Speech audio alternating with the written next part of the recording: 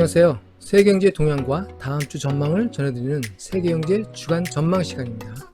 먼저 지난주 동향 말씀드리겠습니다. 지난주 페드 통화정책회의 의사록은 시장에 부정적 영향을 줬고요. 경제지표 중에 주택 판매와 PMI는 긍정적인 효과를, 실업수당은 부정적이었습니다. 지난주 뉴욕 증시는 상승세를 보였습니다. 주간 S&P 500 0.7% 상승했고요. 다우는 0%, 나스닥은 2.7%나 상승했습니다. 나스닥과 S&P 500은 전 고점 위에 있습니다. 애플은 8.2% 상승하며 시총 2조 달러를 돌파했습니다. 공포지수 빅스 아직 20일 유지하고 있고요. 따라주 선물은 주간 소폭 강세를 보였습니다. 플러스 0.13% 상승했네요. 한국과 유럽 증시는 약세, 상해는 소폭 상승했습니다. 상해 주간 0.6% 상승했고요. 코스피는 주간 마이너스 4.3%나 하락했습니다. 유스톡스 50 주간 마이너스 1% 이상 하락했고요. 미 국채 단기와 장기는 혼조세를 보였습니다. 2년 만기는 상승세를 보이며 0.147%로 마감했고요. 10년 만기는 하락세를 보였습니다. 0.636%를 기록했습니다. 국제 연유는 혼조세를 보였네요. 미국산 WTI 선물은 주간 0.7% 상승했고요. 브렌트유는 마이너스 1.1% 약세를 보였습니다. 국제 금값은 주간 약보합세를 보였습니다. 마이너스 0.1% 하락했습니다.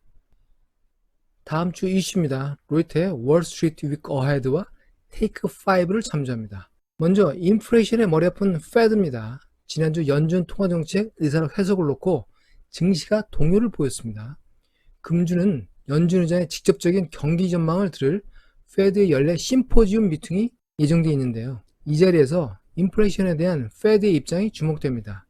페드는 2% 인플레이션 목표를 평균 인플레이션으로 하향할 것인지 논의할 예정입니다. 미 연준의 존립 목표는 완전 고용과 인플레이션 관리에 있습니다.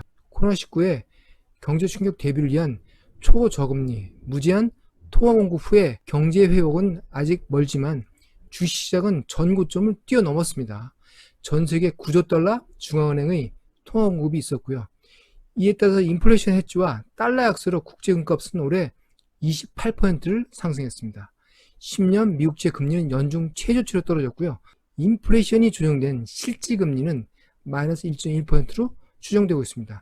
이 실질금리 마이너스가 지속되면 경제는 디플레이션 경제로 빠질 위험이 있기 때문에 큰 문제가 됩니다. 이 마이너스 실질금리 상태에서 2% 목표를 달성하기 위해서는 마이너스 금리 정책이 불가피한데요.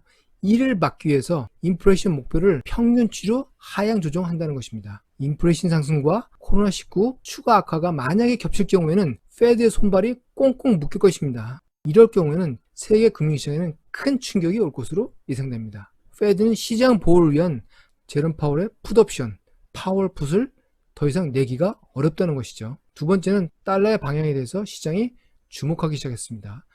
미 국채 실질금리 마이너스, 경제지표 약세, 미국과 중국 간의 냉전 격화로 달러는 올해 계속 약세를 보여왔습니다. 이러한 달러 약세는 각국의 외환보유고의 달러 비중 감소를 촉발할 우려가 있고요. 그러면 더욱더 달러 약세가 가중될 수 있죠. 달러 약세로 국제 금값은 30% 가까이 상승했고요.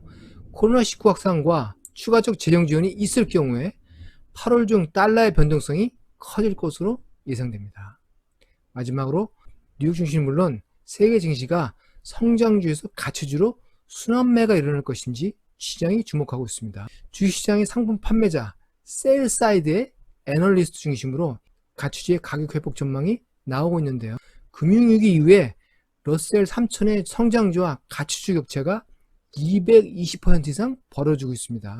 통상 이론적으로는 가치주 상승은 성장주 상승과 시간차를 보입니다. 경제가 회복세를 보이면서 가치주가 성장주를 따라가면서 저평가에서 회복되는 모습을 보이는 것이 일반적인 모습인데요. 코로나19 백신이 2021년 초 보급 예정으로 알려지면서 저평가주, 가치주가 가격 회복을 할 것인지 주목되고 있습니다. 지금 현재는 성장주, IT주에 대한 고점 논란이 계속 지속되고 있습니다. 이런 가운데 셀사이드는 영업을 위해서 지속적으로 주식 거래가 발생하도록 테마 생산을 해야 하는 것도 유의하셔야 됩니다. 계속 거래가 일어나기를 원하기 때문에 또 다른 시장 테마를 만들어내는 것이고 그 일환이 가치주 회복 전망일 수도 있다는 것도 유의하셔야 됩니다. 뉴욕 증시가 이런 논의가 나옴에 따라 국내 시장에서 가치주 순환 매기가 곧 나올 것으로 보입니다.